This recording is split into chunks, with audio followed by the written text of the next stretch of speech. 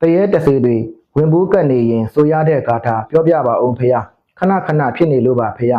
ပြောပြပါအောင်ဖေယတဲ့မြတ်စွာဘုရားဂိဇကုတ်တောင်မှာတရင်သုံးတော်မူနေစဉ်နမင်းကြီးလေးပါမြတ်စွာဘုရားထံရောက်လာပြီးတော့ဘုန်းတော်အလွန်တရာကြီးမြတ်တော်မူသောမြတ်စွာဘုရားလောကမှာမြတ်စွာဘုရားကိုကြီးညိုကြသောနတ်ယက္ခဂန္ဓပတို့လည်းရှိတယ်လို့မြတ်စွာဘုရားကိုမကြီးညိုကြကုန်သောနတ်ယက္ခဂန္ဓပတို့သည်လည်းရှိပါတယ်ဘုရား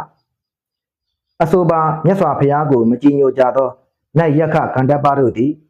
မြတ်စွာဘုရားအားကိုးကွယ်စည်းကပ်သည့်ဥပဒကဥပါတိကာမတို့ကိုအနှောက်အယှက်ပေးကြပါသည်ဘုရား